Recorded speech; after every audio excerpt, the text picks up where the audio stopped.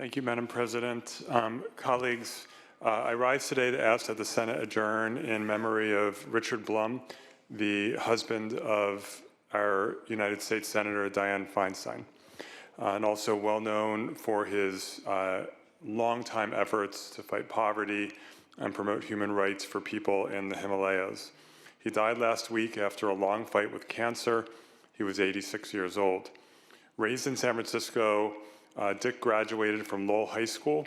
He graduated with an MBA from Berkeley's Haas School of Business. He was chairman of Blum Capital Partners, an equity investment management firm that he founded in 1975. He was also a philanthropist and a humanitarian. He became known for his work as founder of the American Himalayan Foundation, an effort to bring shelter, safety, education, health, and opportunity to people in that area of the world. The foundation helped to divert more than 12,000 young women from childhood slavery and prostitution. He was a longtime friend of the Dalai Lama and an honorary consul of Nepal. He was also a member, as you know, of the University of California Board of Regents and was chairman emeritus of the board. Under his leadership, he reined in UC's high-spending Office of the President in the mid-2000s and helped bring in a new president, Mark Yudof. He founded the Blum Center for Developing Economies at the University of California, Berkeley, which helps students learn about fighting poverty around the world and has led to the creation of similar centers at other UC campuses, which serve as incubators of ideas for social change. In addition to his wife of over 40 years, Senator Feinstein, Mr. Blum is survived by 3 daughters from her first marriage and 7 grandchildren. Please join me in adjourning in memory of Richard Blum.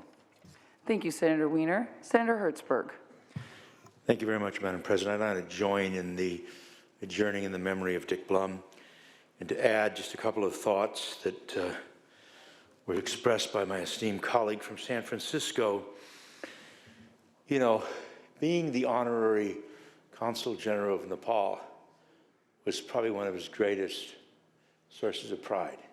He loved the area. He loved hiking up in the Himalayas. They call it the Himalayas over there, not the Himalayas. And he really was, as the senator from San Francisco said, a great friend of, and really had a great relationship with the Dalai Lama in a very deep and personal way. I was fortunate enough when he became a member of the University of California Board of Regents to serve with him and also to interview with him at the time. And from my friend who's served as chief of staff, as secretary to the Board of Regents, over and over again, great stories of someone who just put an unbelievable amount of energy and dedication, was deeply concerned about serving underserved students, increasing enrollment, and really was a pride of the University of California in his time there. I also had the opportunity to work with him overseas. My dear friend Mickey Cantor, who was the former Secretary of Commerce, was his consigliere, and we worked together on many issues around the world. But I would say most importantly was his deep love affair with his wife. The relationship was nothing less than extraordinary. It's hard in a public context where both people have that level of public exposure. You remember when President Obama was sworn in, there's Dick Blum standing right behind him because Senator Feinstein was the chair of the inaugural committee. Example after example in that context. But everything I've known about them over so many years, it was just extraordinary to see the deep love, the deep relationship between the two that was never impeded by the difficulties of being in public life.